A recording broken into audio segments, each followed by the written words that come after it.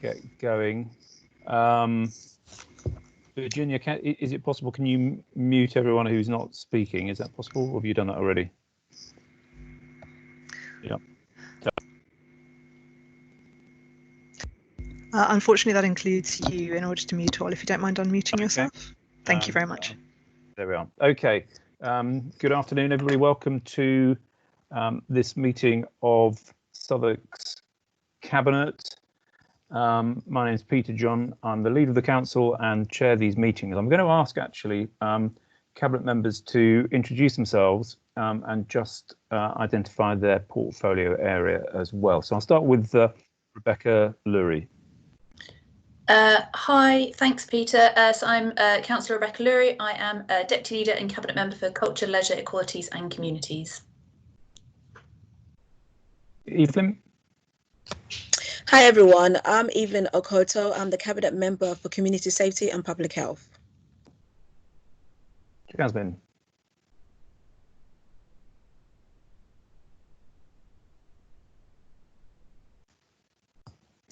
It might be helpful to remind people to put their mics back on when speaking.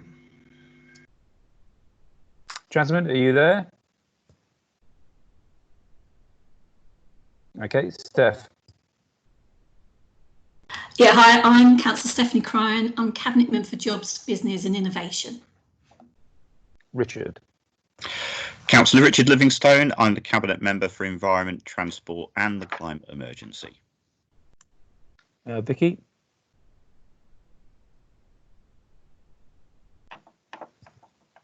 I'm Vicky Mills and I'm Cabinet Member for Finance, Performance and Brexit.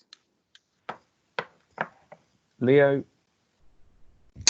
I'm Councillor Leo Pollack. I'm the Cabinet Member for Social Regeneration, Great Estates and New Council Homes. Johnson. Hello, I'm Councillor Johnson Situ and I'm Cabinet Member for Growth, Development and Planning. And Kieran. Hello, Councillor Kieran Williams, Cabinet Member for Housing Management and Modernisation. Thank you. Jasmine, are you in the meeting yet? Jasmine Ali.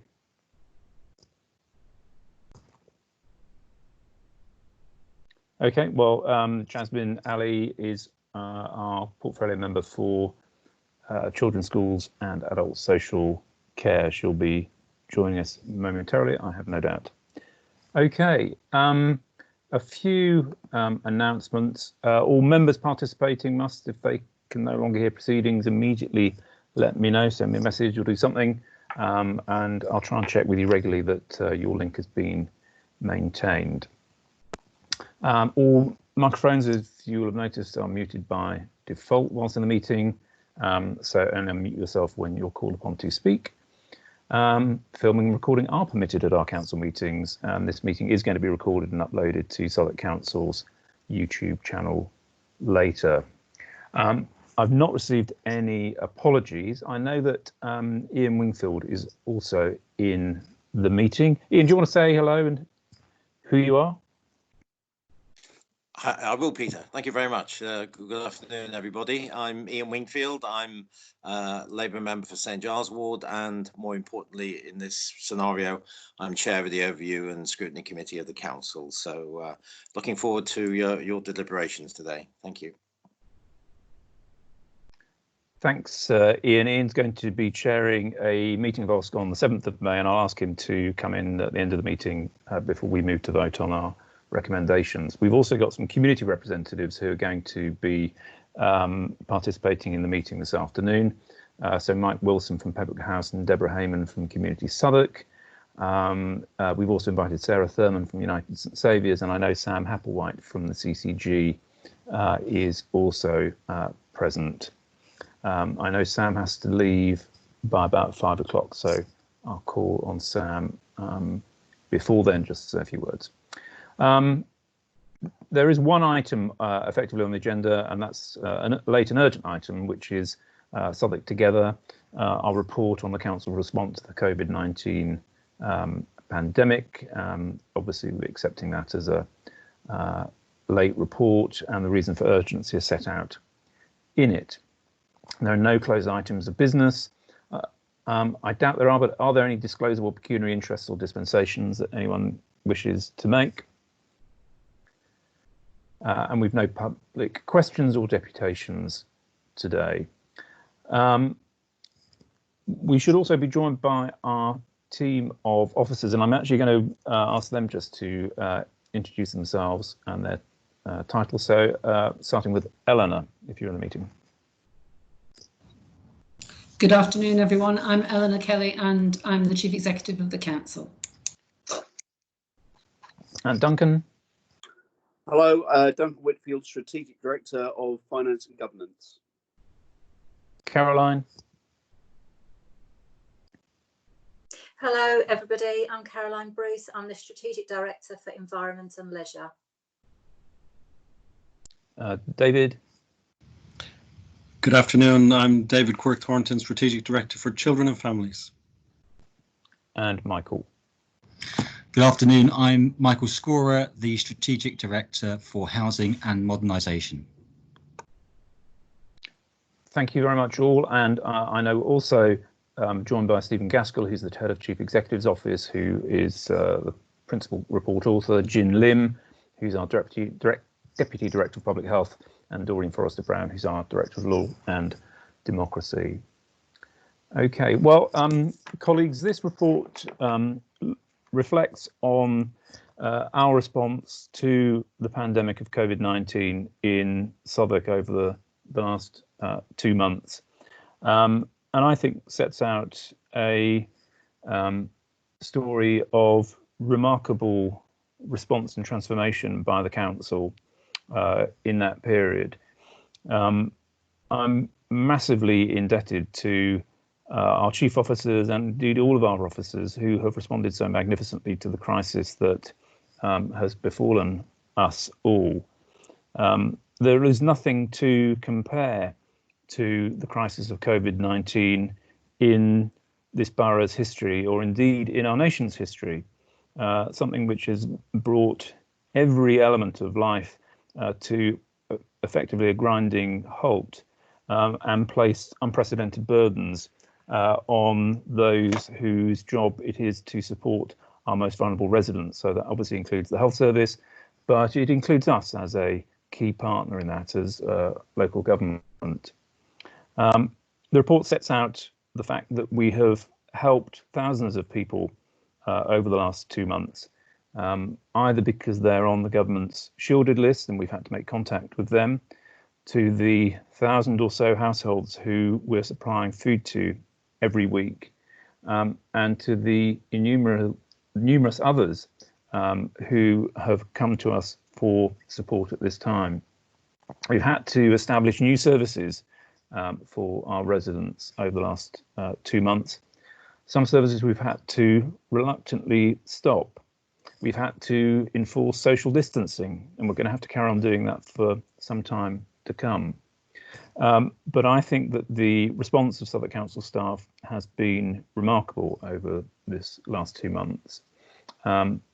Sometimes things haven't always gone right first time, but we have worked swiftly as a team to put it right where any problem has arisen. And I think we've all been moved by the response of our residents as well, who have and continue to play a key role in responding to COVID-19. You know, the fact that over the last few weeks, we've not had to remind people about social distancing when they're going into parks. We've not had to enforce to any great extent. We haven't had to close our parks. Is testament to the fact that people have got what this is about. They understand the threats and challenges and want to be part of the response to put things right. We know, according to the Office of National Statistics, that at the very least 154 residents in Southwark have died. We know residents in some of our care homes have died, maybe 55 or so. So the numbers are still emerging, and I'm sure will increase as time goes by. And most of us know, or somebody, or have a colleague or a friend who knows somebody who has been affected by this virus. And our thoughts are with those who have died over the last few weeks, or those who've been seriously ill. We know as a borough that has effectively 3 major hospitals within our boundaries or just on our boundaries, the work of the National Health Service and how they've responded to help our residents over that period of time. We also know that this virus has had a disproportionate impact on some of our poorer communities and on our BAME residents. And I suppose I want to say absolutely today that we are not going to allow COVID-19 to be a reason or excuse as to why inequality should persist in our borough. In fact, the very opposite. It means that we, as a council and as a borough, over the coming months, will redouble our efforts to break down those inequalities and to ensure that everybody can prosper from the opportunities that we will try to continue to create throughout our borough. So those are my reflections in opening this meeting. I'm going to ask each of my colleagues to say a few words about the work that has been going on within their departments and their areas. And we also are within this report looking to the future, to transition, to recovery, whatever recovery might look like in the coming weeks and months. But I'm going to invite each of my colleagues to say a few words. So I'll start with the Deputy Leader, Rebecca. Thanks, Peter. My portfolio covers 2 of the areas within the report. So I'm going to start with leisure and culture and then move on to talk about communities. So in terms of our work around leisure, it's worth saying that we have 130 parks and green spaces across our borough. That is a huge number of places that we have been able to keep open for all of our residents throughout this time. Alongside that, we have over 170 children's playgrounds on our estates and in those parks and green spaces that we've had to be able to make secure. The parks team, and I need to say a huge thank you to both, to obviously to Caroline, but to Rebecca Towers and to Tara Quinn and the rest of the team as well for all of their brilliant work on this and kind of continuing as we go through this process. I know in the first few days, all I got kind of 24 hours a day was texts from people telling me about things that people were doing in parks they shouldn't be doing, which all went straight to officers, and they were brilliant at replying and making sure that everything was being done properly. But what we made sure we were able to do was to secure all the spaces that we could across the whole of the borough so that we could make sure that we were protecting our residents. And residents will also have seen that we have both banners and floor markings in all of our parks showing 2 meters distance to make sure that we can keep the social distancing guidelines that Peter has talked about. Obviously, one of the biggest things that we've had to do is close all of our leisure centres, and Everyone Active took that decision, which is obviously the right one, but it has a huge knock-on impact for all of those that had been regularly using both our free swimming and our free gym offers. Whilst we haven't been able to replace those at this time, I know that Everyone Active have been able to hold and run online classes, which at least in some way is helping people to keep fit and healthy at this time. In terms of culture, the current crisis has obviously had a huge impact on our cultural offering across the borough, with the likelihood that things are just not going to return to normal for a very long time, especially in that sector. However, lots and lots of our cultural services are finding ways to be able to provide services online. Working with Councillor Pollock, we've pulled together what we're calling our stay-at-home library, which brings together all of the opportunities that exist across the borough, not only in culture but also in educational resources, some of our library services, and other areas that we think are useful resources for people who are stuck at home at the moment. We're always looking for more things to add, so if there are things that you notice aren't in there, please do let us know. We want it to be a live and an up-to-date resource for people to be able to access for as long as we need to all be staying at home. And then, as Peter said, we need to start thinking about some of the next steps around looking kind of post-COVID and how we adapt going forward. I think what we can learn from the Culture and Leisure department is actually that there have been a huge number of things that are brilliant and that we want to carry on after this crisis has ended. So the stay-at-home library is one that I'm particularly keen to make sure that we keep alive. But there are other areas that we will need to do some further work and some further thinking, and things like our leisure centres that aren't going to be reopening in the early phases of lifting lockdown are something that we as Cabinet are going to have to think about what our approach should be going forward. I then wanted to talk briefly about the communities part of my brief as well, and note the amazing work that Chris Page, Stephen Douglas, Jess Leach and the whole of the team did to get the community hub operational. I know we've had, there's a lot of statistics in the report, but I think the one that really stands out is the fact that we've called 10,000 people across this borough to check that they have the support that they need. That's a huge result for a team that had to snap straight into working from home. And I know that it's not been easy given that government's response to this has been particularly slow. The community hub, by all accounts, is now fully up and running and is providing the support that it needs across the borough. But alongside that, we also obviously have the work that mutual aid groups have done. And I know there are mutual aid groups throughout the whole of the borough that are doing some brilliant work as well. But also the work of the VCS. And I know we're going to hear from them a bit later about some of their experiences during this time as well. But I think we need to capitalise on the huge response that we've had, both from mutual aid groups and through volunteers in general, as we look to kind of post-COVID environment. We've obviously got our VCS liaison committee, and we want to adapt that so that it becomes something that helps us as we come out of this crisis and can continue to provide the support that we need it to. I think it's also worth saying that there are a number of programmes that are normally funded through the communities team that we haven't been able to fully use at this time. So things like Neighbourhoods Fund, which local councillors will have allocated to projects across their wards. We're looking at the ways in which we can get that money back out to those that need it most in the community, and also looking at some of our events like Black History Month, which have specific allocated budgets that we aren't going to be able to use in the same way that we normally do, and whether we can target that resource at particular groups of individuals as well who can most benefit from that money at this time. Thanks, Peter. Thanks very much indeed, Rebecca. I'm going to go to Evelyn Akoto, because then that will enable us to lead neatly into Sam Happel-White from Public Health. So, Evelyn. Hello, everyone. So I'm going to talk about community safety and public health. And first of all, I just would like to say a big thank you to all my community safety leads who have been working hard to keep us safe during this lockdown and just working behind the scenes. So a big thank you to that.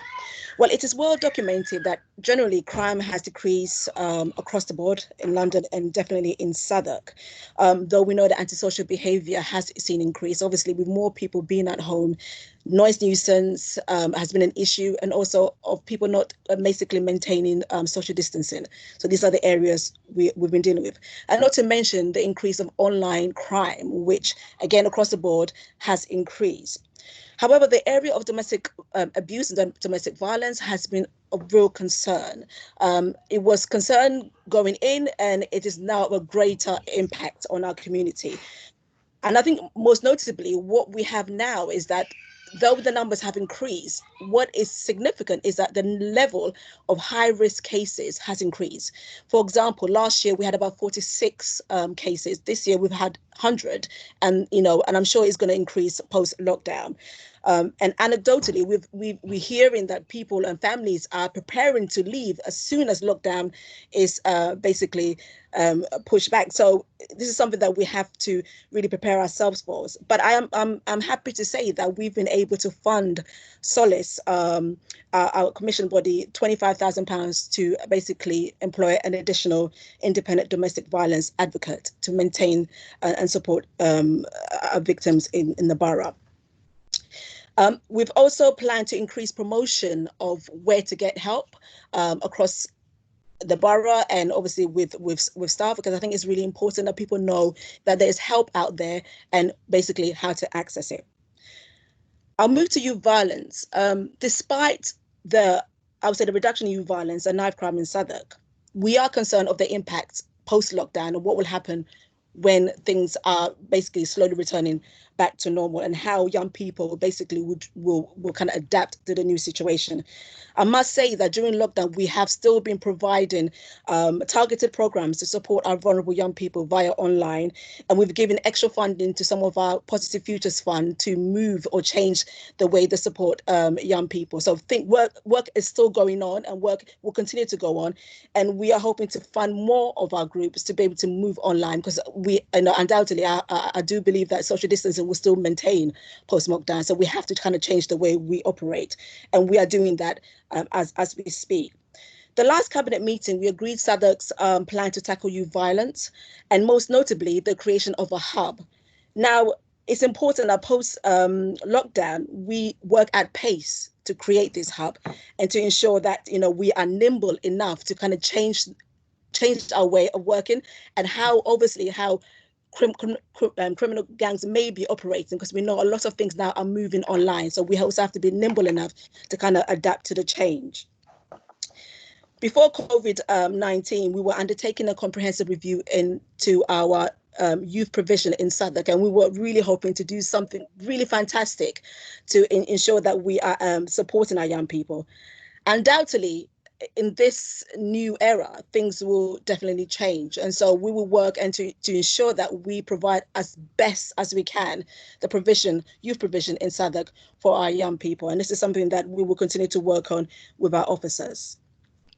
And I'll move to public health. And again, I want to say a big thank you to the public health team for their immense support to the council, partners and communities since the outbreak. They have been instrumental in supporting the hub in providing vital food packages to our residents. And so, I mean, you guys have been doing tremendous work. So a big thank you for that. Going forward, public health will play a big role in our recovery, not only in assessing the impacts of the disease on our community, but also help find many of the solutions that we will need to adapt to the new world. Public health has already developed a rapid health impact assessment to assess the medium and longer term health, social and economic impact on COVID-19 on our local communities. And I will share that with colleagues after this. But going forward, the various things that we need to start working on is how to work with partners to bring into play work streams that has been interrupted during COVID. And we're talking about screening, we're talking about immunization that we had to kind of stop or kind of put to the back burner. But things that we need to start ramping up, and we need to start working on how to bring this at pace, because what we don't want is well, I mean, I know cancer screening was paused, but what we don't want people to stop going for this screening, because obviously that's a bigger health impact when people don't adhere to this. So it's how we work with partners to bring this up to the fore. There's other works we're doing, loneliness strategy, which obviously is going to be more, vital now than ever. But how do we now work with our partners to ensure that we are targeting the individuals and the groups that needs to be targeted? I talked about food security, and I envisage going on that food security would be a big situation for our community. I don't see it stopping now. I don't see people saying, okay, actually, lockdown is over, I'm fine. This is something that we will need to kind of maintain going forward. And so it's a work stream that we would have to work with our partners and officers and how to maintain this level of support going forward. And the biggest thing for me, and Peter, you've mentioned it, it's about the health inequalities within our communities. It's a big issue. And quite frankly, I think what COVID has just exposed is a situation that we've had in our communities for such a long time. This is nothing new, but what is showing is that actually the people who are, in our poorest areas, so the people who need the support are the ones when something like this happens, they are the ones that will be greatly impacted. And our work going forward, as you said, is how to support these communities as much as possible and how to close that inequalities gap. And there's a lot of work that we will need to do about, okay, which groups in our communities are, because we know that one of the impacts of COVID is that if you have underlying health issues, you are greatly impacted. And we know that some of our BME communities are greatly affected with, say, hypertension, etc. How do we then support them in these areas? So it is a big work that we need to do going forward. And, I'm glad that we're all speaking with one accord that we are, up for the challenge, and we will definitely ensure that we close that inequalities gap in our communities. Thank you. Thank you very much, Evelyn. I'm going to ask Sam Hepplewhite to say a few words. Sam from the CCG. I mean, I probably didn't stress sufficiently at the outset how important partnership working has been and will continue to be for us as a local authority in responding to these challenges, and working with the health service is obviously critical. Sam, are you there? I am, yes, thank you. So yeah, I'd just like to say as well, I think what was really encouraging was that very early on in this process, through public health and through our local authority links, we were able to join very quickly up, and that was not just through the CPC, but the relationships that we'd already established, and the work that we'd already started around the integration, specifically around our commissioning function. So I think that worked incredibly well. I think we have focused a lot in Southwark around our general practice services, so I just thought it might be helpful just to give an overview of that. Overnight, provision of health services and many other services had to change to more of a remote working. It had to change to more virtual and video consultations. In Southwark, we rolled out 335 laptops to general practice, enable that remote working to happen. We rolled out very quickly the video consultation kit that needed to go into each practice to make sure that patients could still access general practice services. What happened in Southwark was two hubs were developed. They were called hot hubs, which is sort of a code for those patients and their families that were experiencing symptoms of COVID, in order to keep them and the staff safe. So having some dedicated estate for that.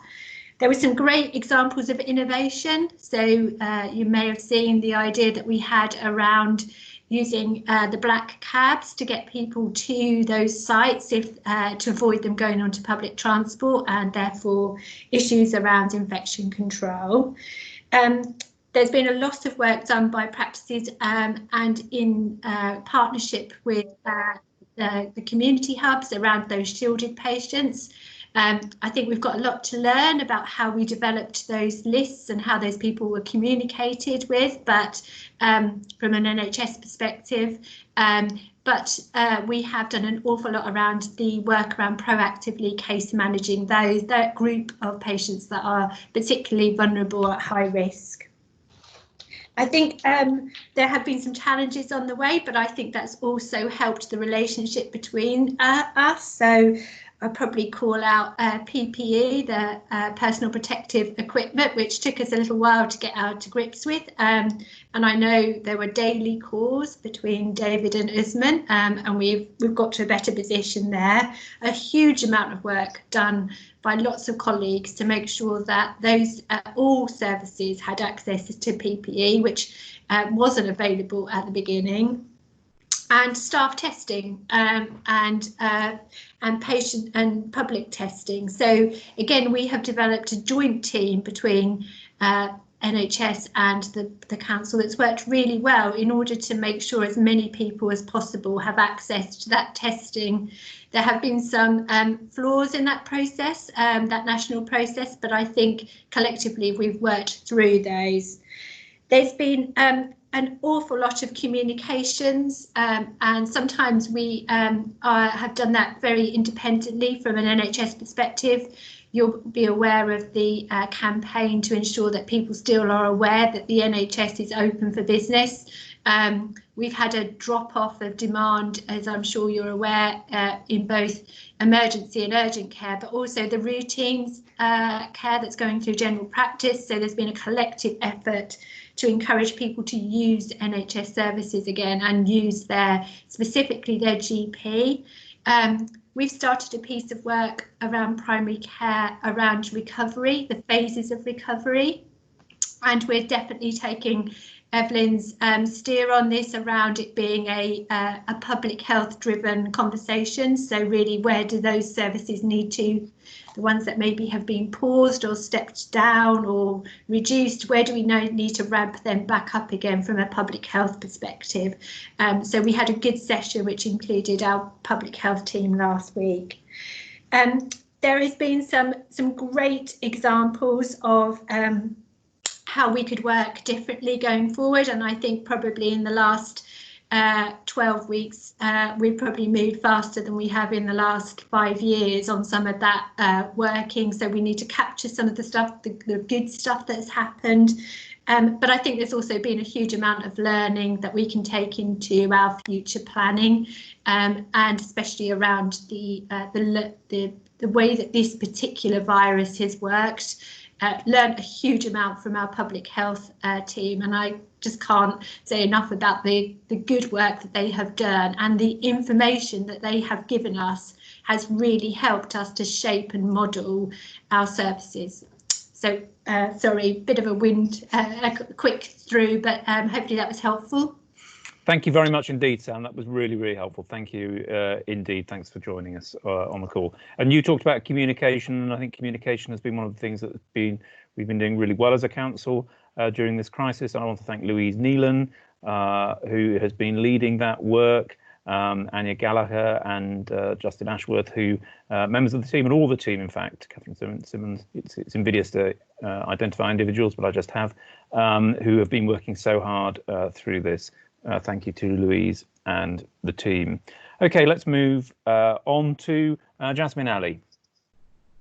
Jasmine, briefly tell us the highlights and what you're facing. Thank you, Leader. I have 3 main points. First, care homes. Some of the hardest to hear stories came from care homes, and nationally we know that the deaths have shot up. And here in Southwark, we offer our condolences to families of the 55 residents who you mentioned who sadly died in our borough. Now, lack of PPE, Sam has already mentioned that in the health service, and for care homes, it's been a national scandal. I mean, basically, it felt like councils were really at the back of the queue for this. And while we lived hand to mouth, we've managed to stay consistently 3 days ahead of what we need. And that's, due to the hard work of our teams. Now, this has also had a massive impact on staffing levels nationally. But what we saw here, I mean, while in many boroughs across London, there was a staff shortage at the peak of about 150, yet here we managed to have quite low staff absences. And that's in no small part to, the heroism of our frontline workers. And also the fact that we, have realistic management, supportive management, and we have our frameworks like Fairer Future and the Ethical Care Charter. So going forward on this, a crucial part of recovery will be to put care homes as top priority, and an emphasis on the Ethical Care Charter has boosted the way that our staff feel valued. And I think now we will turn that to the Residential Care Charter, which, as we know, is already a part of the council plan. And we will work, it's great to see Sam here. And, it's absolutely, we're up for working with the CCG, the new CCG, to work even better, merging council and health, integrated social care. And the last but, perhaps more poignant point is a call for a national care service. We will join in that call and we will support that. Second, education and children's services. Now, the majority of our schools have stayed open, and it's often said, as we have said in our report, that schools are the 4th emergency service. And I think that is true at the moment. Schools have stood up to the challenge to get everyone that needed food fed. And they were creative with food packages, hot food packages, while they waited for the voucher scheme. Now, key worker parents and parents of vulnerable children can remain at work and know that their child is being supported. So what about the impact on children's social care then?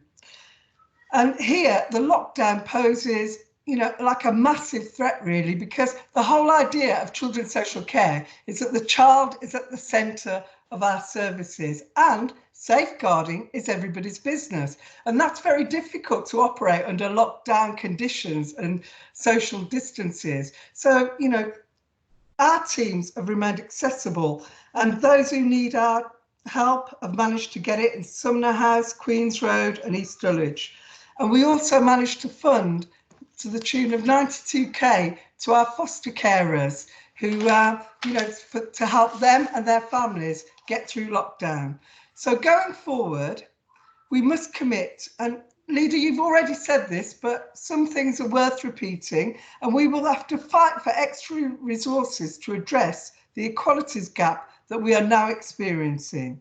And we will work with schools even more proactively to make sure that we narrow the attainment gap that is emerging as a result of this crisis. And we will mitigate disproportionate impacts of crisis on the most disadvantaged children and families. And we will maintain our commitment to mental health. And I'm absolutely delighted to announce that only yesterday we opened our service, the Open Access Service, which is a key component of our commitment to support 100% of children and young people that need our help, opened yesterday.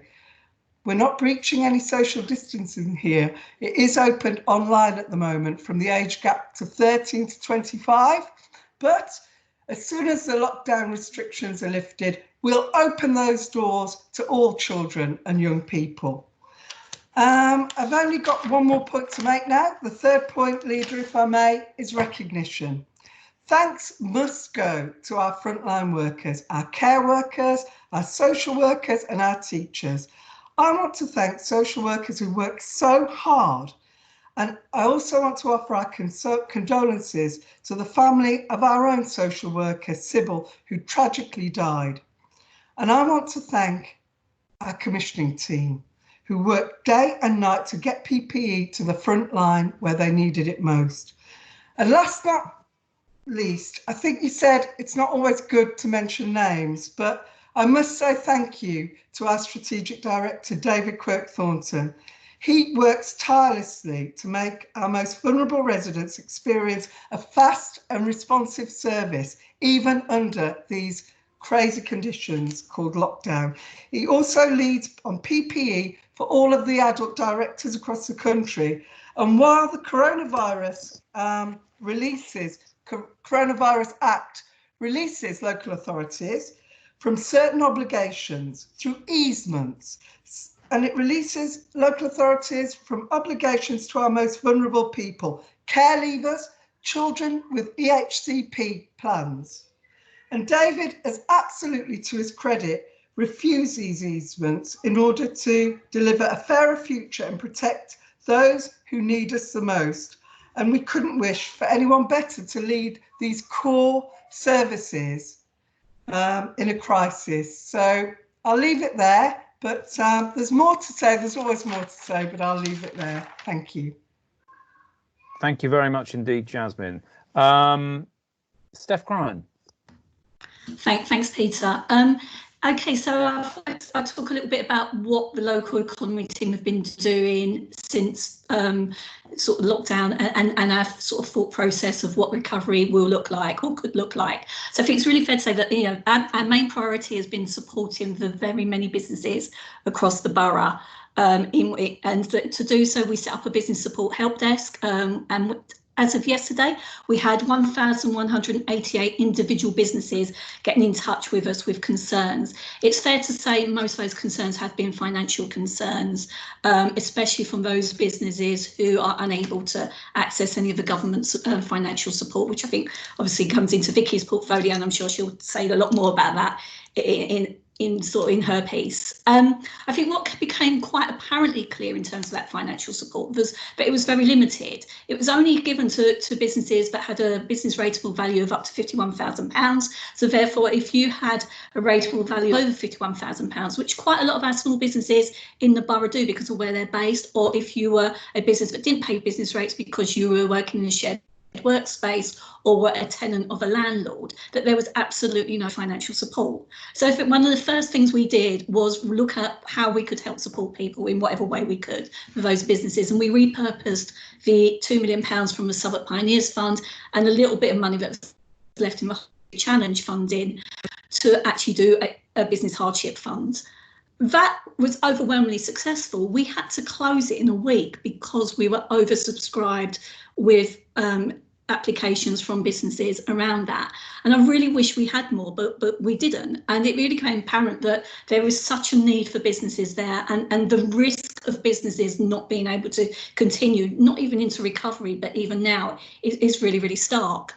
So I mean, I'm really grateful to Neil Coyle as our MP, one of our MPs in Southwark, for sort of putting that case to central government, to you, Peter, as chair of London Councils, with the vice chairs and Claire as the economic development lead, right to the London, right into the government. And I also did right to the government, so I'm going to take a little bit of credit for this, because over the weekend we heard about the new business top-up grants, that there's there's £617 million worth of funding going to local economies to help support some of those businesses that just aren't eligible. I think the devil's in the detail in that. We don't know how much is coming to Southwark yet. If you look at, just over 300 local authorities, 617 million, best estimate is at best case scenario, we'd get around 2 million, which means we could probably help another sort of 400 or 500 businesses around that. But it's welcome, but I do think there's still a worry and a risk for some of those businesses there. In terms of what are we doing working with partnership, you mentioned about partnership working. We're working with the local economy team very hard, with partners all the time.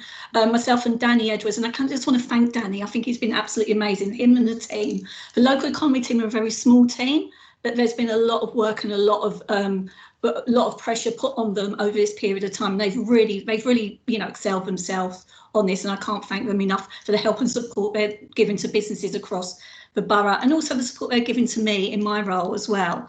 So Danny and I are meeting with our 5 bids every week. We talk to them, and that conversation's developed from very much a help and support role to what will recovery look like, and the role the bids will play in that. And I think it's vitally important that when we look at the recovery of the local economy, that the bids do play a key role in that. They know their businesses, they know their areas, and they have the ideas around that. And again, it was very welcome the fact that money has now been given. The government are now allocating money to bids as well, who themselves are suffering financial hardship around that, because I think it would have been a real tragedy if bids were unable to continue because of COVID. So that money is welcome as well. We've had a meeting with the Skills Partnership to look at what could recovery look like, where should our focus be coming into recovery, but also post-recovery. And I think there is a worry and a concern that the hospitality industry is going to be hardest hit by this, and it will be one of the last industries to come out of recovery. I think we see that construction will probably come out into recovery a lot sooner. We know that some of our large construction sites are gearing up to start working, albeit safe working through social distancing very soon, but the hospitality sector is really going to struggle around that. And so what do we do? How do we provide and support the hospitality sector and work in those skills that are needed around there as well? And we'll be bringing that to Cabinet in the autumn around the revision of the skills strategy, learning from what's happening and learning from that recovery period. We're also due to bring the economic wellbeing strategy to Cabinet in the autumn. That's now going to be an economic recovery strategy. I think it's really vital that we, for any type of economic wellbeing, that recovery strategy has to be there. And again, we're working with our partners. We have a meeting with the Business Forum this week to look at how that could be shaped and how our partners and the council can help shape that recovery around there. I think when we look at our council plan commitments, again, recovery has to include that around that. There is a massive risk to apprenticeships at the moment. A lot of apprentices are being furloughed at the moment, and those lower level apprentices, which I think comes back to what Evelyn says about the inequalities that have always existed there, that COVID has actually brought those to the forefront, but we can see that even clearer now. But a lot of our low level apprenticeships come, those apprentices come from those poorer backgrounds, from our BAME communities. And the risk is that once recovery takes place, once the furlough system is lifted, and it will be lifted, that there is a risk that those jobs will be made redundant or deleted at that time. So I think there's a massive risk to apprentices who are currently apprentices, but also the future of apprenticeships in terms of the availability around that, as firms and businesses struggle with their own financial capacity around that. I really feel that once we go into recovery, there are businesses now who are coping and they're staying afloat because they're getting financial support, whether it be through the furlough scheme or through the small business grants. But once that safety net's taken away, that's when more businesses will go into crisis. And I think any recovery that we do needs to anticipate that and look at what help and support we give around that. I think we also need to build in a factor that we're looking at around what happens if the virus peaks again and we have a sort of another period of lockdown. So we have like stop starts. It's not just a smooth transition into recovery. We have a period of recovery followed by a period of lockdown, followed by another period of recovery until if and when a virus is available that works. So again, in terms of the local economy, that can have an absolutely massive impact around there as well. So I think there are lots of sort of things we need to consider. There are lots of things that we really need to focus on in terms of those skills, in terms of working with employers. Not to mention looking at how do we still continue without the really good work we've been doing in terms of, you know, highlighting London Living Wage and the Good Work Standard and incorporate that into the recovery package as well.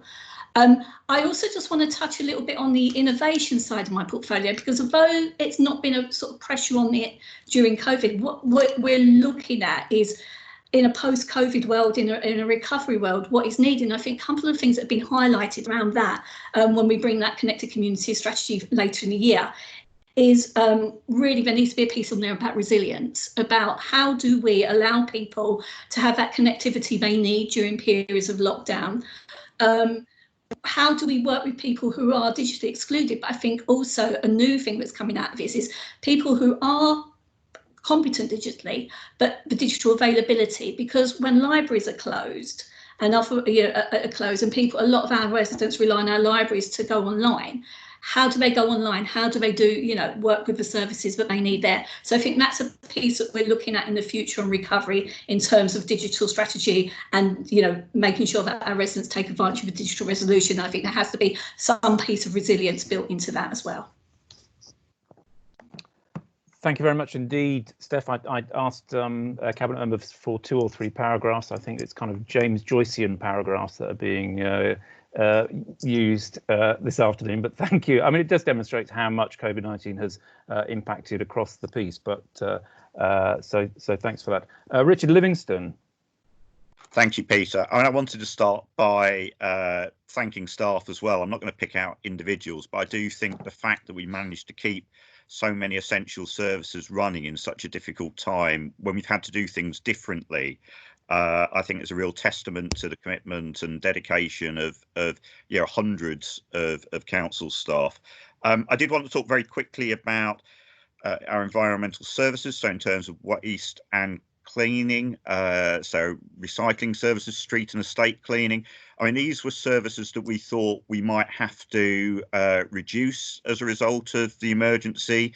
And actually, we found out that we've been able to keep numbers up far higher in terms of staffing and the ability than we'd anticipated. And indeed, some services that we turned off early on in the pandemic, such as bulk refuse, are now basically back up to the level of operation they were before the pandemic started. So yeah, we've made good progress there.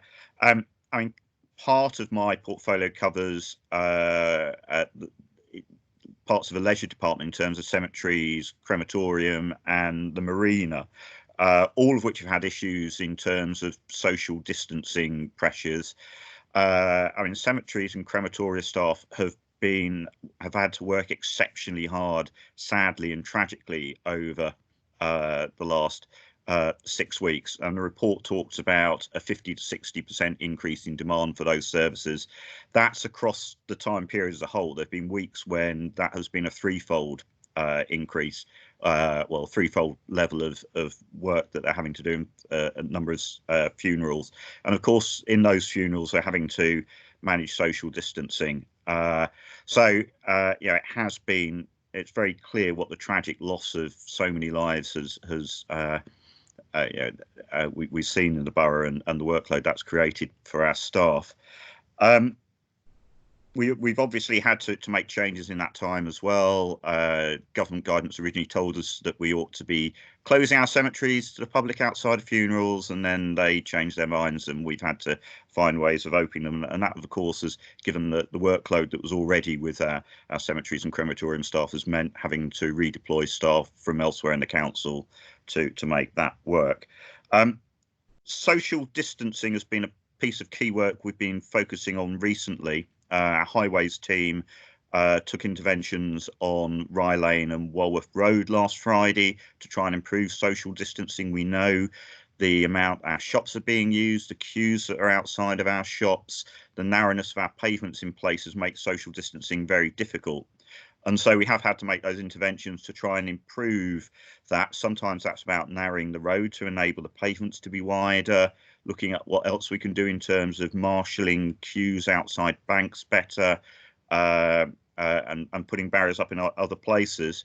We've particularly focused work early on Rye Lane, Walworth Road and Lordship Lane, and there'll be further work in those places to improve social distancing further. We'll be looking at other locations as well, and we will be publishing some information about what we're doing and all of those pieces of work on the council website tomorrow, so that people understand what interventions we're doing in terms of highways. Finally, just in terms of a look to the future, it's clear that transport in particular is going to change as a result of the pandemic. We know, for example, that Transport for London's budgets have been hit severely. That means that they don't have the money to carry out some of the work that was previously planned. We also know that people are less likely to use public transport. There are people working from home, but we've also seen a big increase in people cycling, for example, for leisure or to get to work. And we need to think about what that means for the future of our roads and pavement space and cycleways going forward. So that's going to be a really important piece of work as we need to change and adapt our thinking to new realities. Thanks very much, Richard, and thanks to all the Environmental Leisure team who've been at the coalface of lots of implementation of things during the last couple of months. I'm going to ask Kieran Williams to come in now, because Kieran has been working with some of our partners on the Community Hub and is going to introduce them during his segment. Kieran. Thank you, Peter. I will come on to the Community Hub at the end, but I want to talk first about housing as the main focus of my portfolio. In terms of our residents who live in our council homes, I think there's just been a phenomenal piece of work undertaken by officers to make sure those who are most at risk are supported and receive all the support they need. Over 5,400 have been contacted to check that they have everything they need and to put in place support where they need it. That's a list that's included initially everyone who is over 75, plus all those who we know have long-standing health conditions and other reasons why they might need extra support, but we then extended that to all those over 70. And I think that's just been an amazing piece of work. I know I've seen many messages from people who've just been incredibly touched to have a council officer phone them up and say, have you got all the support you need? Can you get your food?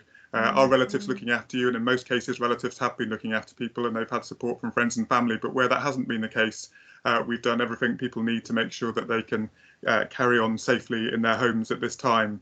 That has included contacting everyone in our sheltered and extra care housing and taking a very similar approach to the one Jasmine outlined to make sure that people in those settings are absolutely safe. My thanks, I suppose, to all of our residents for their forbearance while we've had to suspend most of our repairs work and go down to an emergencies only service and put most of our major works on suspended as well. For obvious reasons, we don't want to be doing works in people's homes at this time, but we have, I think, done, again, a remarkable job in keeping those emergency repairs going throughout the process. I then want to just say another thank you to all of our tenants residents associations. I think there has again been an amazing response. Some of them have become core parts of our hub that I will come on to, delivering food for their communities locally and making a really important contribution. And I think the strength of that infrastructure that we have in our borough has really shown at this time, actually, and the ability for people to really very quickly respond and provide the support people want. In terms of homelessness services, it's clearly been one of our first priorities at this time. Firstly, to make sure that everyone does have a home and that no one's been on the streets. We actually had made incredible progress on this over the previous year. So going back to last summer, I think there were around 90 people on the streets in Southwark, and we brought that down to just 25 before COVID really hit. But what we've done since is effectively end homelessness every day. We had about, as I say, about 25 people on the streets at the beginning, most of whom were in difficult situations, often didn't have recourse to public funds because of national government rules. But what we've managed to do is house everyone in self-contained accommodation almost every day. And that flow has come up to, I think, nearly 200 people now that we've housed. And what we're seeing is people coming from other parts of London, people who've been in unstable accommodation for other reasons, people who were perhaps EU workers who's had housing linked to their work, where they've lost that housing and ended up on the streets as well. So a really complicated flow, but an incredible job that has been by officers across the council, but actually with our community sector partners as well, at St Mungo's and others. In terms of our housing options service, I think it's also been an incredible job of showing how a service can incredibly quickly adapt to operate in a different way. People may well know the service normally operates out of our office on Bournemouth Road and is very much a face-to-face service previously, but they switched very quickly to providing all the support people need through a whole range of methods, not just over the phone, in fact, but a whole range of different video methods that they've had great feedback on. And I think we will keep many of the ways of working remotely as an addition, but not just for that service, but for services across the council. It's one of those changes that I think was in the pipeline, but happened in days rather than years, as so much has over the last few weeks. Key priority, obviously, as Evelyn mentioned, there has been domestic abuse, and we've continued to provide support for anyone who needs to flee domestic abuse and to provide housing advice and support for them in that. I want to say a particular thank you as well, because they're the people that can often be overlooked, but our IT team did an amazing job. We managed to shift well over 2,000 staff who'd never worked from home before to be set up to work from home. I went down, as some of us did in Cabinet, and collected my IT equipment to work from home for some of this period, and saw a team who were just doing an amazing job in quite a frenzied situation of trying to get people set up in a matter of days, a huge shift in the council. And we've had at times over 3,000 staff simultaneously working online. And actually, there have been a few bumps and hiccups, but overall it has been an incredibly robust, effective approach. And I think feedback has been that it's worked well. And again, we will keep much of that into the future. On staff generally, one thing that I think is in this report that's a remarkable figure. So at the peak, we had 3% staff absence, I think is one of the figures in here. I mean, that's quite incredible. And I suppose it's just one of those things that seems incredible, but actually, why do people come and work in local government? They come and work in local government because they care deeply about making a difference in the world. And at times like that absolutely shows. And I think you've just seen the enormous strength and public duty and spirit of our staff right across the board, many of whom have switched on to doing completely new jobs that they weren't doing previously, which brings us on to our hub. So the hub is the thing that we set up in Southwark to make sure that those people who need extra support at this time get the support they need. It's absolutely been a collaboration. So that's a collaboration between the council, the NHS, and our voluntary sector partners and others.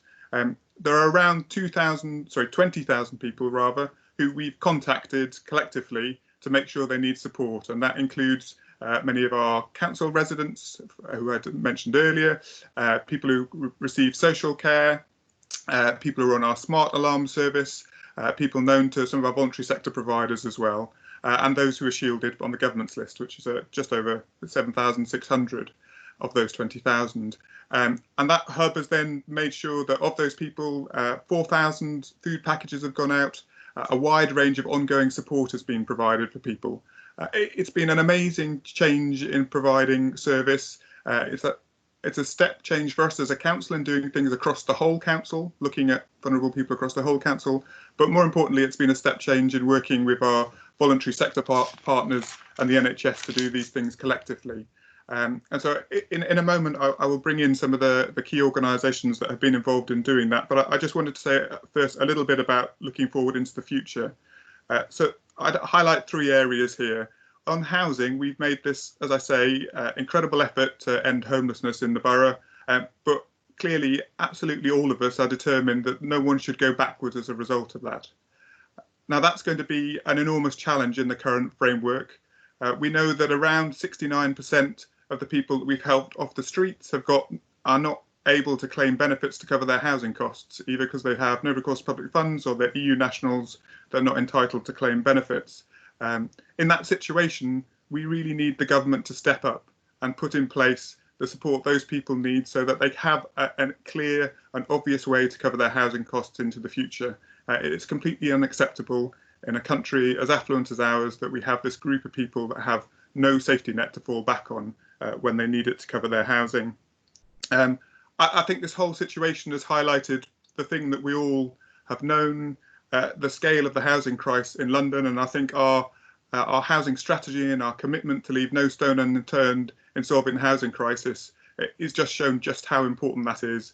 That's clearly a huge collaborative effort for us across the council. And then to come back to the hub, I think the hub has, the Southwark Community Hub has really shown different ways of working and how effective they can be.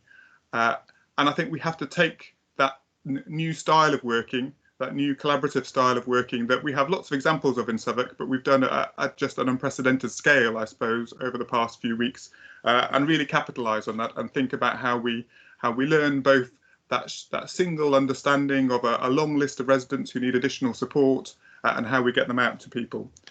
So on that note, I just want to welcome into the conversation Deborah Heyman from Community Southwark, Mike Wilson from Pembroke House, and Sarah from Unite St Saviours, who are three of the voluntary organisations who have been absolutely integral to us in thinking through and getting support out to people in the borough. I know you've all done an incredible job, and I think it would be brilliant to hear a little bit about your what the experience has been like for you in terms of the support you've been able to offer and what the needs of those people you've been supporting are, but also in what you think we can take collectively going forwards.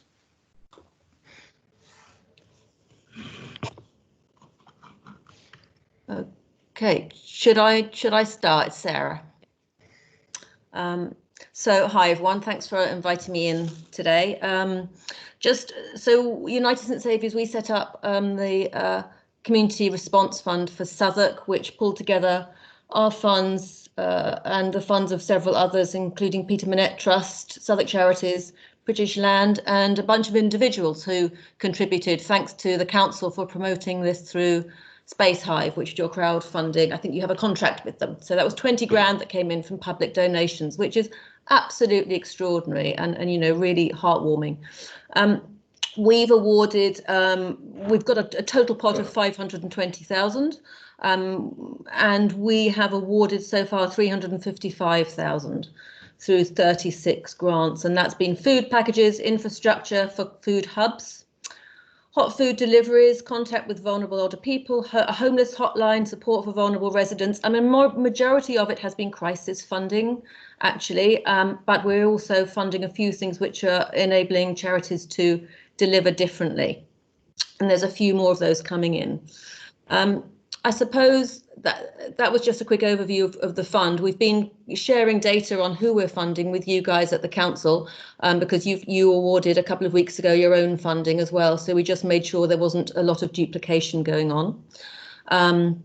And just it's been quite interesting running the fund and looking at what's been happening across the borough over the last few weeks. And I'll just really quickly reflect on a few things. And it's good to see that it's actually reinforcing some of the points that several of you have already made so far. I think the main observation is the very large number of people who are financially and socially vulnerable in Southwark. I think we probably knew that anyway, but it really has highlighted the large numbers. Food insecurity. And I think in early days, the food charities were quite overwhelmed, to be honest. They suddenly had so many people coming to them. My other observation really is the critical and the nimble role that the voluntary and community sector have played in responding to this crisis. Quite extraordinary and humbling, really. Very, very quickly. I know, unlike you at the council, they can move probably a lot quicker, a lot smaller. But I think people would have been in a lot more difficult situation if it had not been for a quickly stepping up of the voluntary and community sector.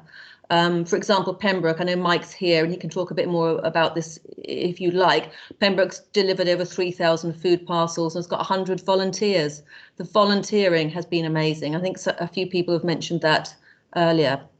And I think what's been fascinating for us at United Saviours is the large number of very, very local niche organisations at a community level, often churches or faith groups that have really responded very quickly, and organisations we didn't know about, and their role in protecting and safeguarding their users. And a huge amount of collaboration in response to this crisis, collaboration between funders, collaboration between charities, and with communities and with the statutory sector and with the council, particularly since setting up of the hub. It's been great. And I think the sharing of information across sectors has been good as well. I think the potential of local giving and the massive effort by the community. And another thing I think is really important in what has been successful and what we need to think about for the future is the importance of visible Southwark-wide coordination and leadership. I think early days there was a massive response from the community, from little groups, but it was a little bit chaotic. People wanted to do as much as they possibly could wherever they were, and for us as funders it was difficult to know what to fund, who to fund, where the coordination was, and that, since the hub was set up, has really improved. And we're sitting in as part of the hub steering group as well, which has been really helpful in giving us visibility of what needs to be funded. I think charity infrastructure and IT often inadequate to deal with the challenges of remote working. And in terms of challenges ahead, I think concern about life under lockdown for residents and charities, I think there's going to be a massive spike in need. I think for charities, big holes in their income streams, many of them dependent on personal independence payments, room hire, community fundraising, cash flow and eating into their reserves. I think the charity sector has performed amazingly, but I do worry about what next for several of them particularly. And just a couple of lessons really. I think what several of you have said already, there's so much that we should build on from this mobilization of efforts around this. You know, there's so much that we've done together, and how to use this to inform the policy and strategic direction of the council and ourselves in the funding sector. What have we learned? What can we do differently? What are the strategic lessons here? New ways of working across sectors, the value of partnership, and particularly in terms of streamlining and coordinating pathways of support. I think it's been a little bit erratic, and I think this is a really good opportunity to streamline. And I think, just finally, I think the community infrastructure that's been developed over the last few weeks as a result of this, in order to serve, to do something in the crisis, we mustn't lose that. We must recognise that community infrastructure, particularly at a local level, because if we come into lockdown again in a few months' time, God forbid, but we may well do, we need to make sure it's there. And also in the longer term, how do you make sure it's there for the most vulnerable groups? So that was really just my observations on what our lessons are from running the fund.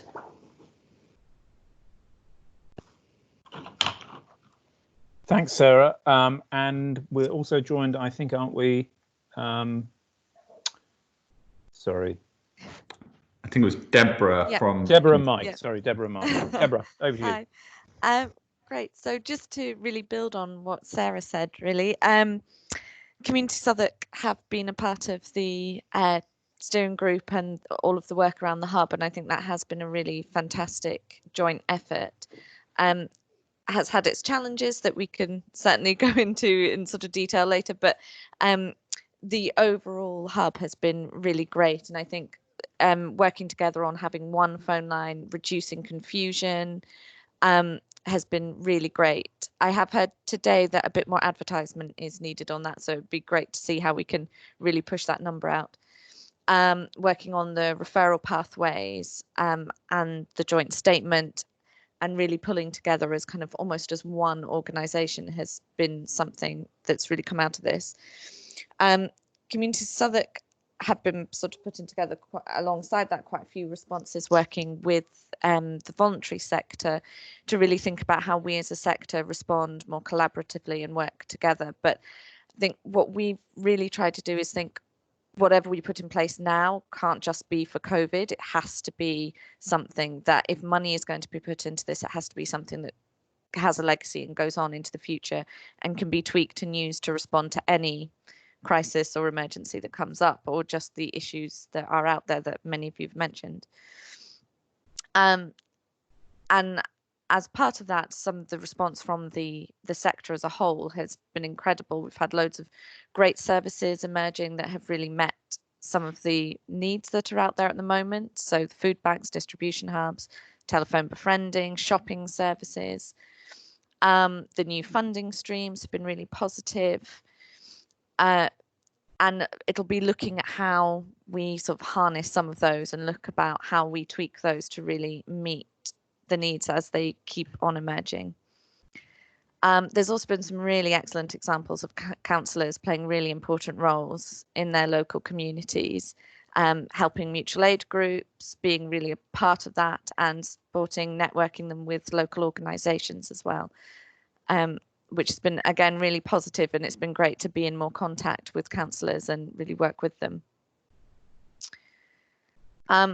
However, as we're looking forward, and I think for us now it's really thinking about, it has been an emergency response, but we really need to look at that long-term response now, and the likelihood of the huge demand that the council is going to have on it as we come out of lockdown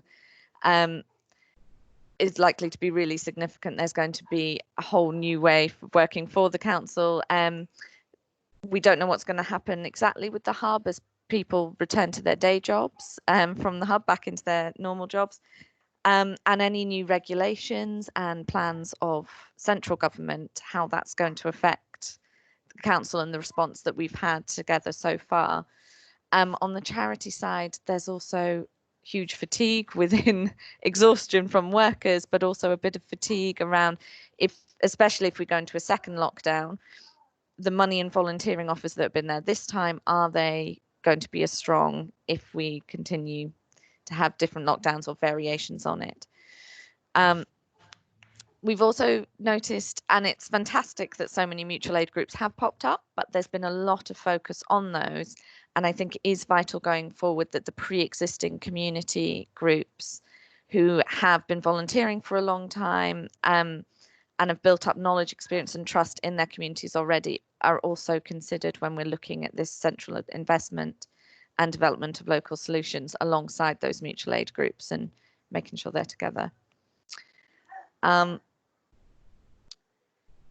And then, of course, there's going to be trying to harness all this fantastic outburst of volunteering and community good spirit and bring that into a longer term approach.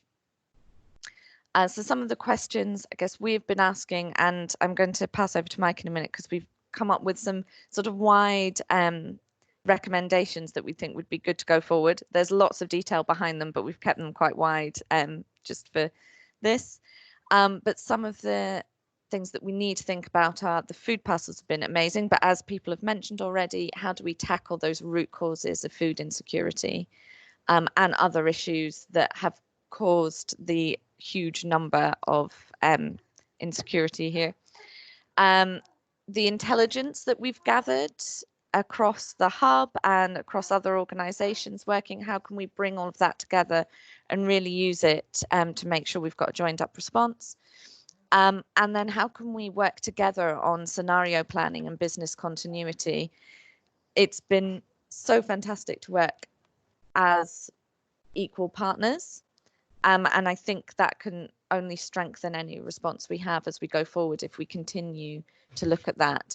And an opportunity almost comes out of this to show that we have done it and we can fundamentally change the way that the voluntary sector, the council and the NHS work together in tackling issues in Southwark, which could be really quite exciting for the future of residents in Southwark. So I'm going to hand over to Mike for some of the recommendations that build on some of this. Yeah, thank you. Thanks, Deborah, and thanks, Sarah, and thanks for inviting us to Cabinet. I mean, I think I just will echo what has been said in all the previous comments, that it's been incredible to see the efforts that have gone into to sort of rising to the crisis, and to see the people who have been able to sort of work together in ways that maybe we haven't as effectively in the past. So it's been a huge effort, and I think it's incredible to see where we've got to. I think it is important to mention some of the challenges. And there have been challenges, and I think we need to reflect, as well as sort of saying well done and congratulating ourselves. I think it is important to craft space for us to think about challenges. There have been challenges around sort of the clarity of communication, both between organisations and with residents. There's been the knotty issues of sort of data and database management and different lists and agreements for how we can share some of that intelligence and information.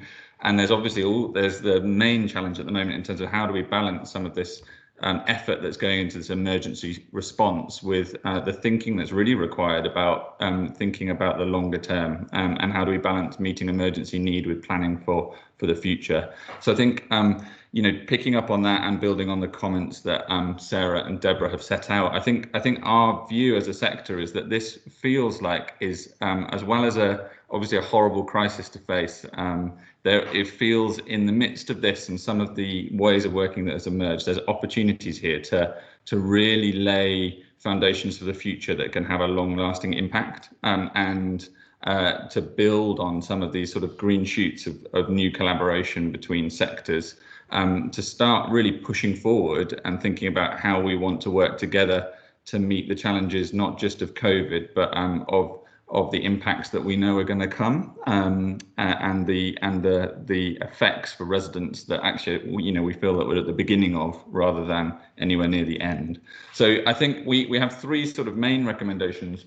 The first one is that we feel that we need a really clear vision for Southwark Together that goes beyond COVID. And I think the key thing is that we've seen in all of these comments the way that organisations have mobilised together around a crisis. We've got a common enemy, and I would just come back to that point that Sam Hepplewhite made at the very beginning, that actually we've seen in the last 12 weeks people collaborate in ways that we've been talking about for 5 or more years, and actually we've put that into practice. We've come round tables in response to this crisis.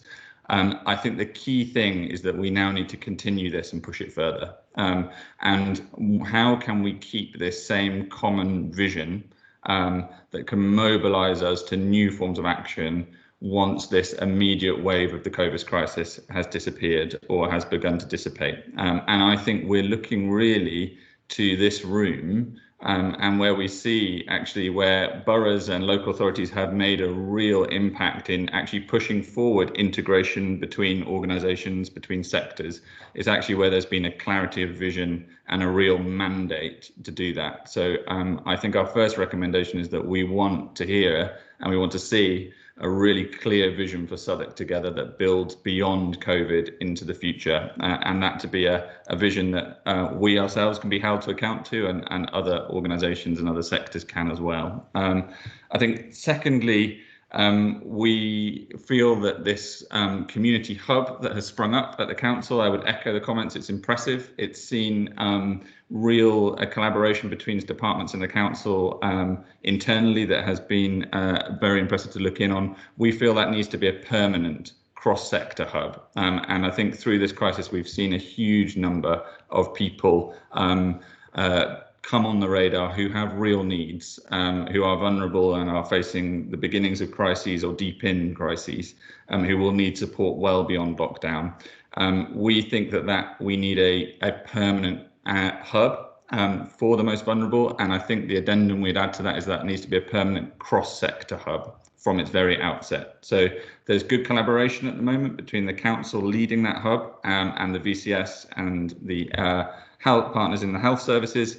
But at the beginning, we said, actually, we think this needs to be a collaboratively designed hub from the outset that's staffed jointly by permanent staff across the council, the health services and the VCS. I think this sort of 12-week proof of concept has shown really the need for that. And I think as we plan for the next phases of this, we think we need a centralised virtual hub that can coordinate the activity and responses between, in particular, the council, the health service and the VCS. And I think that will be about a real clarity of communication for residents, that this is the place to go to. It will be about merging lists and consenting individuals so that we can start building an intelligent picture of needs across the borough, and then using that intelligence to coordinate response for those individuals, but also to start thinking about the services that we need in the longer term. And I think the third and final recommendation to complement that is actually we've seen how much of this response has been organised so brilliantly within the neighbourhoods of the borough. And I think to complement that sort of central virtual hub, our recommendation is that we think about a concerted effort for building physical hubs within neighbourhoods that can be the social infrastructure, the glue that can hold some of this work together in the longer term.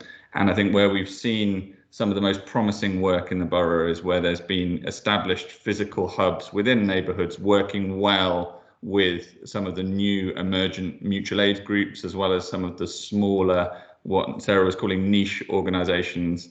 And we've seen a collaboration at a neighbourhood level between those more established organisations, those new organisations, and the councillors that Deborah was mentioning at the outset. So then, in summary, we think we need a clarity of vision. We think we need a permanent central hub that's cross-sector from the outset. And thirdly, a concerted effort to building this physical infrastructure within neighbourhoods that can build on some of the green shoots that have started through the crisis. Brilliant. Thank you very much indeed, Mike and Sarah and Deborah. And those three requests noted, Mike. I think we'll put in an additional recommendation into the cabinet recommendations that we consider later to work with the VCS to maximise outcomes for local residents from the work we put in together over during this crisis. Because I think those conversations, Mike and Sarah and Deborah, will need to continue about how we do build that. So it certainly doesn't end today or now or anytime soon. So I propose that we give that commitment today. I can't. Vicky Mills, who's our cabinet member for finance, wouldn't let me make a commitment which commits to anything financial just at the moment when we have a hole in our budget, which she'll tell us about shortly. But we have to work together to make sure we're delivering for our residents. So let's carry forward the conversation. And if we include a recommendation to do that, and it might also be something that Ian wants to pick up with colleagues on scrutiny in due course as well. Thank you very much indeed for participating in this conversation today. Thank you. I'm going to move now to Leo Pollock, and then we'll hear from Johnson City and then Victoria Mills. Over to you, Leo. Thank you, Peter. And thank you everybody from the Community Hub from different community partners for sharing your thoughts there. Really interesting listening to that. I just want to, I have a slightly unusual portfolio in this situation in that I don't have frontline services in either social regeneration, great estates or new council homes. So a lot of what we've been doing is very much planning for the future, thinking about the recovery, and doing a lot of the practical work on the ground to help shape that. So I'll just begin by just giving a quick update on the social regeneration charters, which were all about pulling together community groups, different large institutions with the council to and crucially with the communities in different neighbourhoods across the borough to really reduce health, housing and economic inequalities. And we had upcoming consultation processes and detailed surveys that we were going to be rolling out over the coming weeks. And we've subsequently been updating these neighbourhood surveys so that they'll be adapted and repurposed to give us a much better idea about where people are as a result of COVID-19. This is such a transformative moment for so many people, and it's really important that we understand how their aspirations and ambitions and behaviours will have changed over time. And we're also mapping out the community capacity that we have across the borough. So I think, again, the work of the Community Hub with all of the different VCS partners is a really important pointer for us on that. I should mention as well, just to echo really what Councillor Lurie mentioned in relation to the work we've done on the stay-at-home library. I've been very involved in this. It's a really important piece of work, just in terms of making sure that all of the different organisations who have a cultural offering, an educational offering, fitness programmes, ways of staying connected, ways of looking after oneself and after your neighbours and your family, that these are brought into one place. Every single day there are new things going up on there. Today I think the Boulders Academy, some work from Mountview as well went up, and we have ongoing discussions as well with community partners to improve the reach of this, so to see whether there's the possibility of a refurbishment redistribution service for people's spare laptops and tablets and computers across the borough. We want to make sure that everyone's connected as best as possible, particularly in this current situation. I'll touch quickly on the Great Estates programme as well. We've continued on the 7 pilot estates, the engagement with residents. There's been an awful lot in terms of work, in terms of developing detailed works on estates and really kind of fleshing out the vision that residents have developed with us. We've been discussing with different gardening nurseries around mass planting activities to help also the horticultural sector, who've particularly struggled over the last few weeks. And we've been embedding that overall approach of Great Estates to expand and enrich estates centred around residents' vision in how we frame every new homes project going forward when it's on existing estate land. And a lot of the preparatory work has continued there as well, not to mention the allotment expansion plans that were announced in the April Cabinet for our council estates, which will of course feed into the food security work that Councillor Cotto mentioned earlier. And just a big thank you to Paul Langford, to Sharon, David, Perry and Rob, and everyone who's worked on the Great Estates piece of work. It's important for the future and recovery planning, and we've been able to maintain momentum on that. But crucially, I wanted to give an update on the new homes programme, because it's obviously a key strategic priority for the council.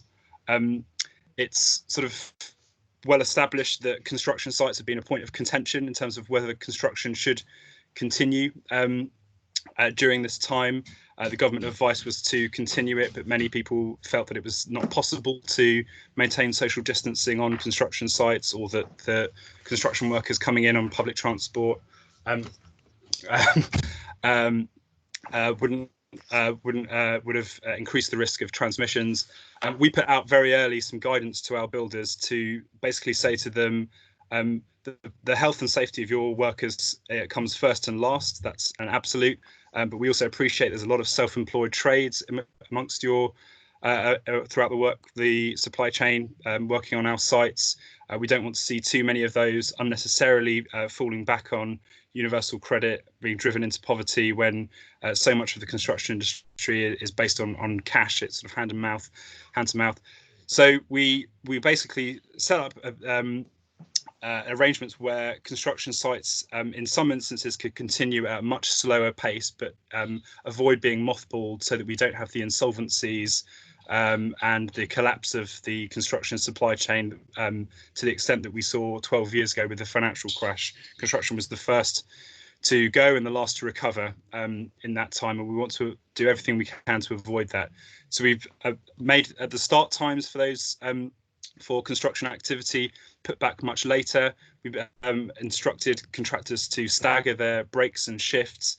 We've asked them to reconfigure entry and exit points, to expand welfare facilities, and to ensure really that the pace and volume of work on site is such that social distancing can be respected. And of the 19 sites that we had active at the beginning of the lockdown, 2 have actually been able to continue throughout that, albeit at much slower pace. And one of them, Pelia Street, which is quite near to the completing, may even complete sometime in the middle of June. So it could be a really great celebration if the restrictions are lifted partially by that point, to be able to recognise that. But of course, construction activity has slowed down right across the board, and it's a really great difficulty for us in terms of delivery of new council homes, particularly against the targets that we've set ourselves. We've also just been working very closely with contractors, making advance payments and forward orders guaranteeing them that there won't be any penalties for any paused work, and just encouraging them to provide a lot of that relief to their suppliers, sometimes even making direct purchases ourselves. And I just want to say as well, we have really close relationships with our contractors, and many of them have responded really positively to the call for PPE that they have to get to our care homes, and particularly a number of them have responded really well. But I want to single out NG in particular, who delivered a huge quantity to our care homes, and that's really helped the situation on the front line in Southwark. I also just want to acknowledge the fact that everything pre-construction has continued as before. We have 129 live sites at the minute, either on site or in design and consultation and planning work. We prioritise trying to keep the conversation going over remote platforms. Resident steering groups have continued to meet. I've been in meetings where they've included older residents, those who are less tech literate before the lockdown. It's been really encouraging seeing the extent to which those conversations have begun, because momentum is so key. And I just thank all of the residents who've continued to be involved in those discussions. It's not easy in this situation to be thinking about construction sites near where you live when you're being forced to stay at home. I just want to say, in terms of looking forward, there are, I'm really struck by what's being discussed earlier in relation to that vision of Southwark together. Much of what we were doing before the lockdown was exactly on that theme of forging really strong strategic partnerships right across the board to deliver new council homes, be it with faith groups, with adjacent landholders, with community group, with TMOs like Leather Market JMB, with large institutional landholders, and with large public sector agencies as well. And we've continued those conversations throughout the lockdown to maintain contact, maintain those relationships, and give us the best chance of bringing those types of projects forward on the other end. In terms of it's worth mentioning too that I think Peter's about to go on to a radio call. It's worth mentioning too that the housing strategy consultation that we had live will be updated in the coming weeks, days and weeks, and that we will be extending that consultation into late summer with a number of updates in relation to how COVID-19 has affected the wider housing management and housing economy piece in Southwark. We've also continued our work to develop a new construction company, providing additional speed and quality, resilience and social value to the council's building projects. I'm hoping that the first procurement report for that will come in June, but this is absolutely critical in terms of the resilience of our new homes programme going forward with such an uncertain future. Further to that, we've just been trying to anticipate the potential post-lockdown cliff edge that we'll see in terms of that huge spike in housing demand by just continuing those conversations with different developers and housing associations, as well as with the GLA, to ensure that we have as much secure social housing and temporary housing available for people out of the other end. And of course, Kira mentioned a number of the things that we're doing on that front. We've also written again, I think you didn't mention maybe, that we've written again to the landlords of empty homes right across the borough to make sure that they know that the council is willing to work with them to ensure we've got as many housing options as possible for residents post-lockdown. Finally, I just want to say a huge thanks to everyone in the Great Estates team, everyone who have Tizzy and Jin, everyone working on the social regeneration work, but particular thanks to Stuart, Bruce, Lynn and Richard, who've led the work on the New Homes programme, all the programme officers, the project managers, engagement officers, legal and procurement officers, planning and design advisors.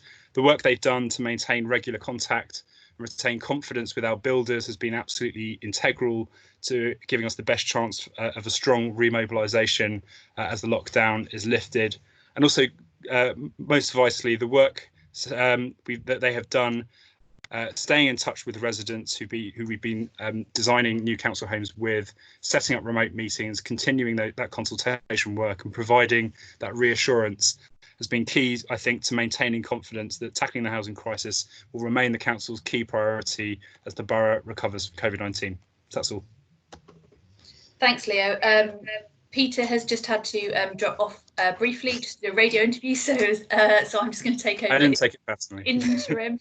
So I'm going to go over to Councillor City. Thank you, Councillor Uri. And just want to echo comments made by colleagues earlier in respect of thanking all of the community groups that have presented today and indeed the wider community and voluntary sector, thanking all members of our staff as we've done in a recommendation, and also thanking mutual aid groups as well that I'll briefly talk about later.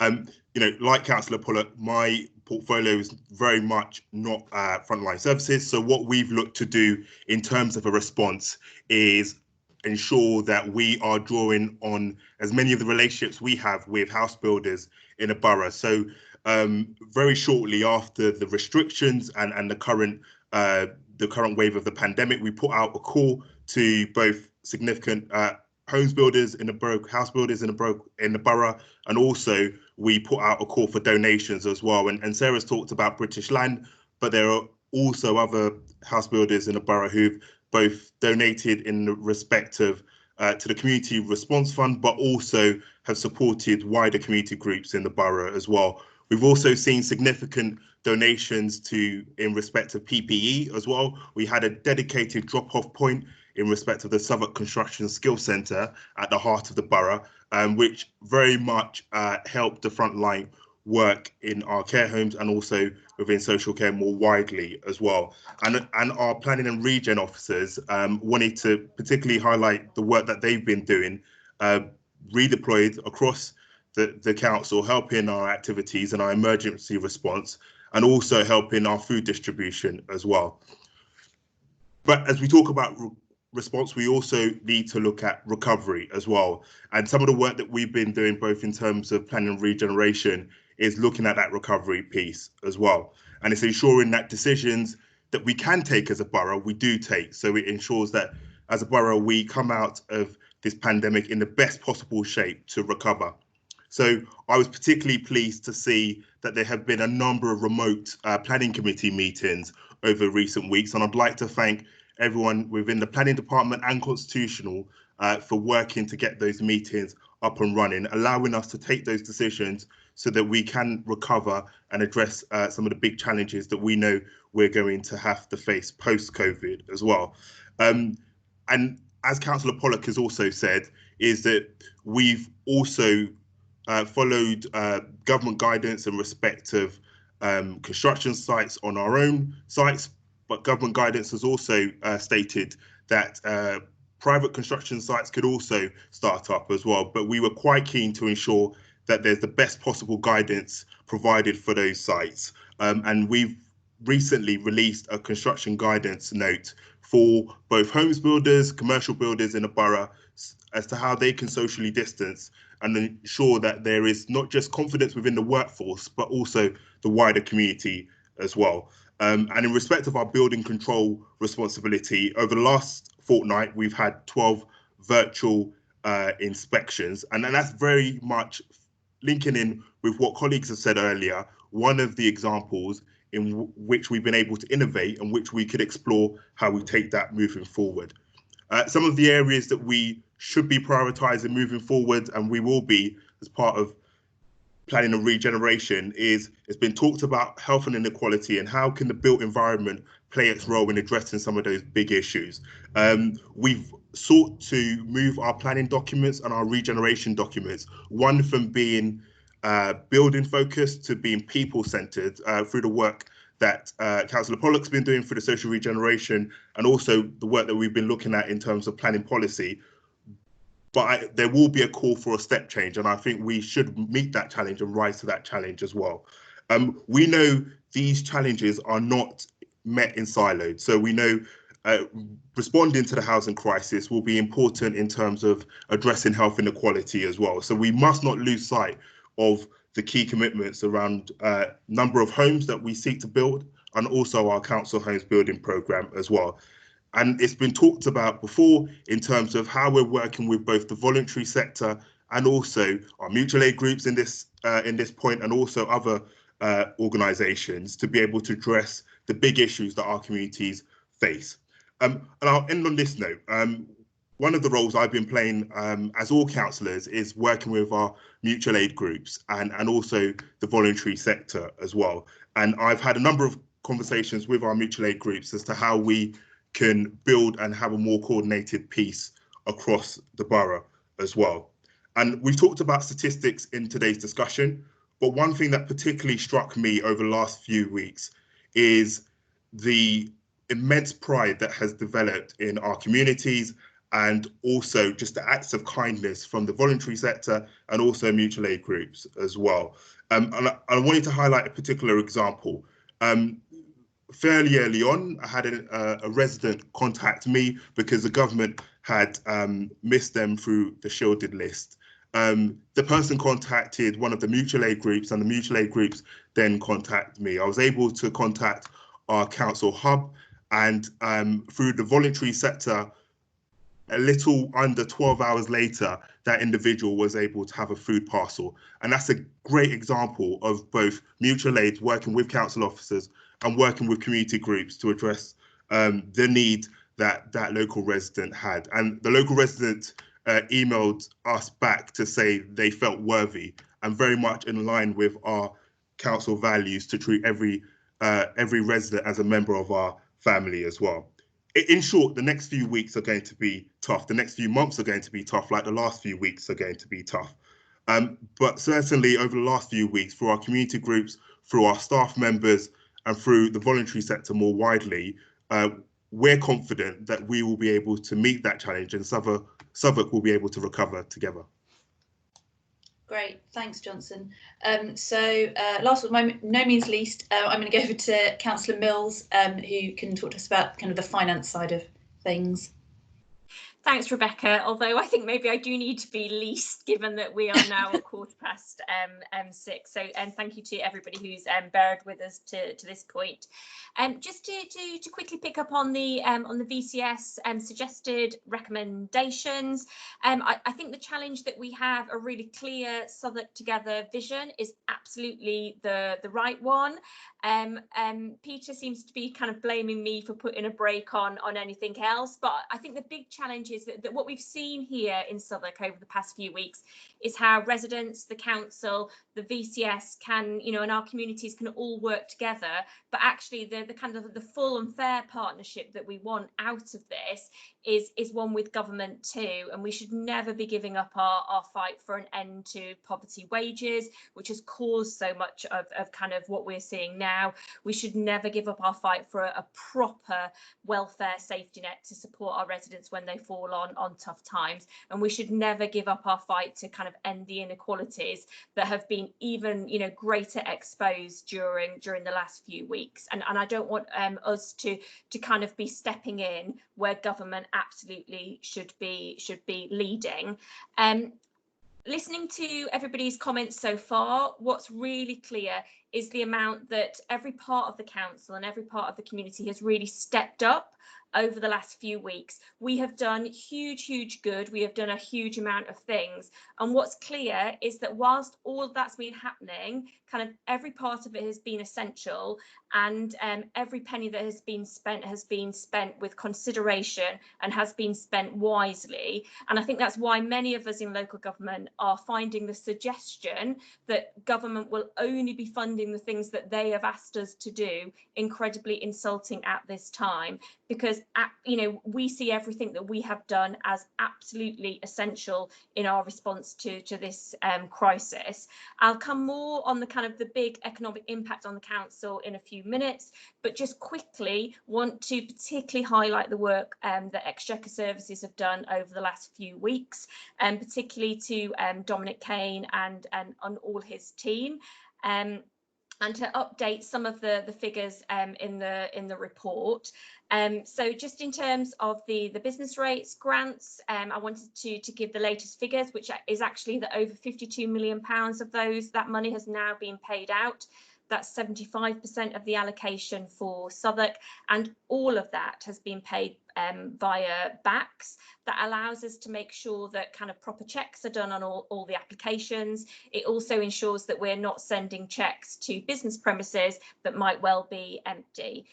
So a really amazing job that's been done on that. In terms of the Southwark Emergency Support Scheme, actually since the 18th of March, we've now had 6,122 calls. We've received 3,691 applications, and that we've kind of found that 2,530 people are eligible, and that we've paid out nearly £640,000. Given that our yearly budget for that fund is usually £650,000, I think that really does show the level of need that people have experienced in Southwark over the last few weeks. In terms of the community grants that we have also issued over the last few weeks, just to update that we've now paid 98 of those, and that equates to £282,000. So money that's going straight to voluntary sector groups to deal with the crisis that's been emerging in our communities. And the next round of those grants will open on the 11th of May. Other things that we've done over the last few weeks, people know that we have suspended all recovery actions, whether that's on council tax, whether that's on rent payments, whether that's on service charge payments, whether that's those tenants who are in our commercial properties. And just to highlight one change that we've agreed over the last few days that is in the report, and that is in terms of commercial properties, we are taking a balanced approach to those tenants who are coming to us and saying that actually a rent deferment is not enough for them and that they need a rent-free period. So over the last few days, we've agreed some criteria that might mean that that is possible for some of our tenants as well. In terms of other things that are going on at that slightly more macro level, in terms of council tax reduction scheme claims, in a usual week in Southwark, we see about 300 claims.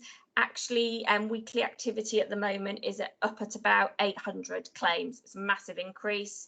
So the £3.4 million worth of hardship money that has come from the government to support our CTRS scheme will not really touch the sides of the scale of the challenge that we face. And then just in terms of universal credit applications, we know that we've had around 1,000 Southwark tenants claim universal credit since the start of April. And looking at our CTRS data, we can probably estimate that we've had around 3,000 universal credits claims across the borough. So the need in our borough is huge, and the welfare challenge that we will face, not just in the next few weeks, but over the coming year, 18 months, 2 years, is huge. And recovery will be a big challenge for the council and will be a big challenge for many individuals across the borough. Just in terms of the bigger picture and what government has come up with, people will know that there's been 2 tranches of government finance packages for local government. For Southwark, these equate to about £19.9 million. Of course, that is welcome, and of course, that will be helpful. But actually, we estimate that the shortfall in terms of the additional costs that we're bearing, the lost income that we are facing, and also the impact of kind of welfare pressure on the council, as well as budget savings for 2021 that will not be met now, we estimate that we could still see a £45 million shortfall. Now, that is huge, and that would leave us in a financially precarious position for many, many years in the future. I know that we're running out of time, so just to touch briefly on capital, and just to say that I think we will have to look again at our capital programme in the coming few months. Really focus on what we want the capital programme to deliver. However, I think whether it's capital or whether it's revenue, I think the lesson that all of us need to take away from this is that we cannot cut our way out of this crisis.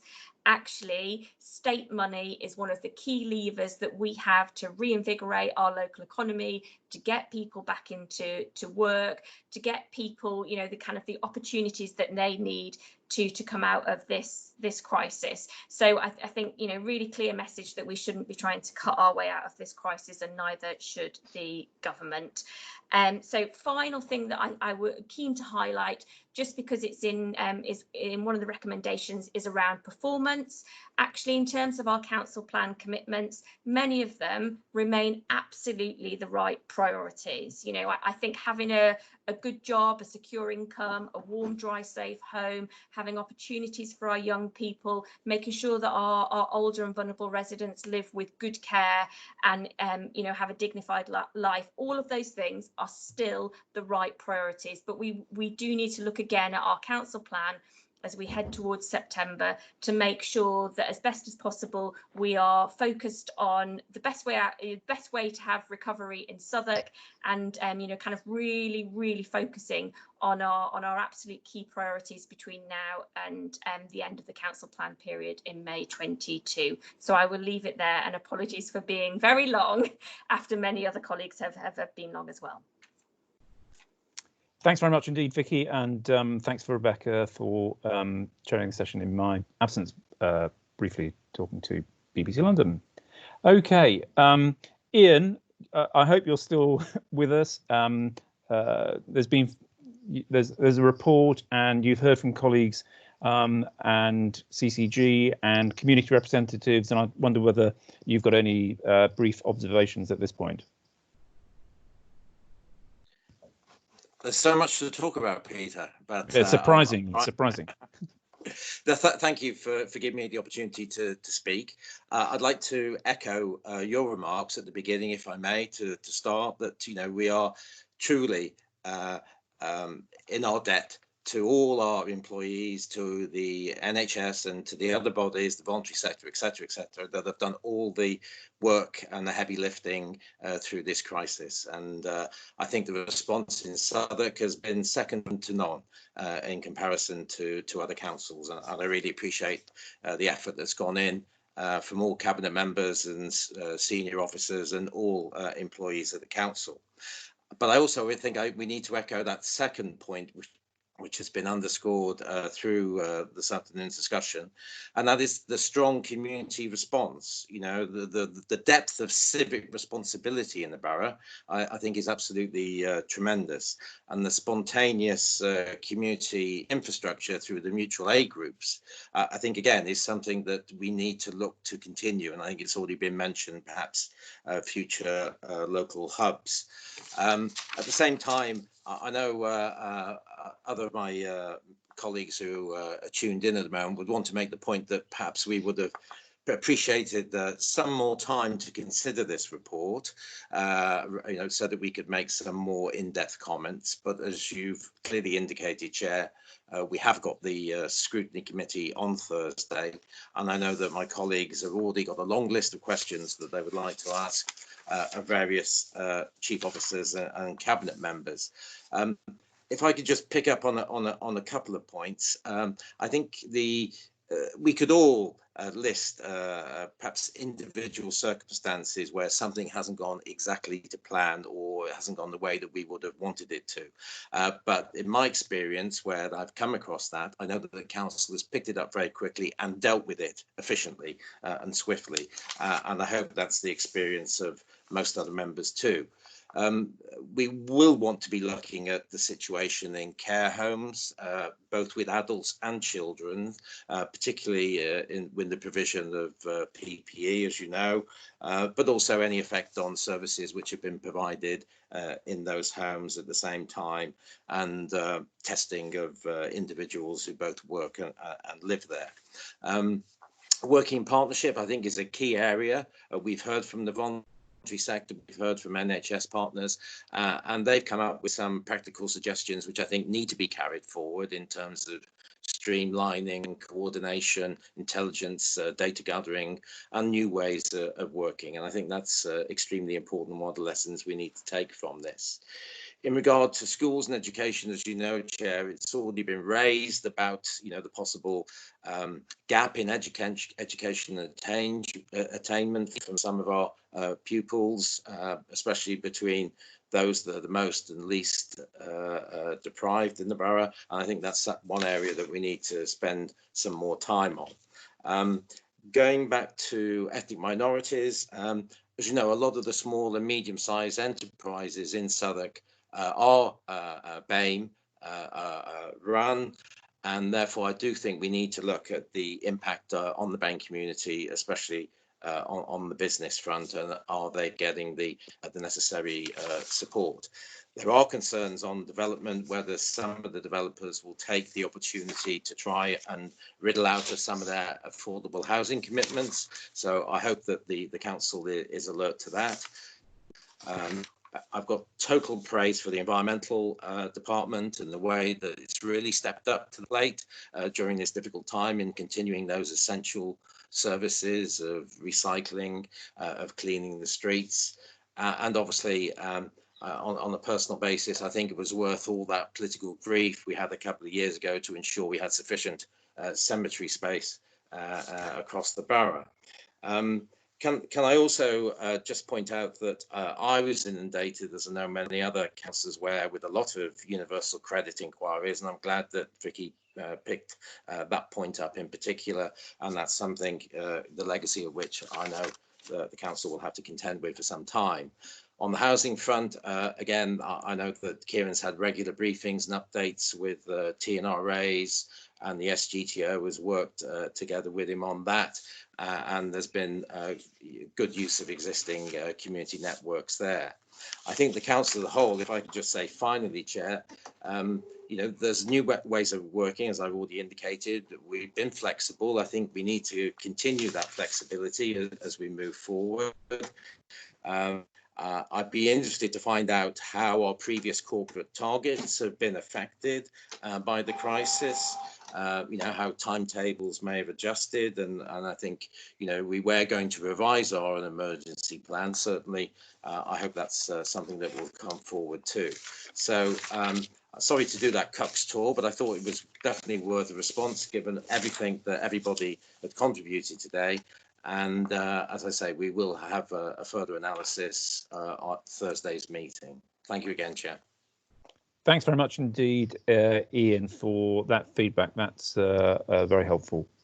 Okay, well, colleagues, I'm not going to call on anyone else at this stage, but there are recommendations 1 to 10 on page 2 of the report, but we're going to add in an 11th recommendation. The Cabinet agrees to work with our voluntary and community sector partners to explore ways in which we can take forward the work that has been delivered in partnership during this crisis, and that reflects the comments of Mike and Sarah and Deborah. So if we include a new recommendation to that effect, everyone happy with that?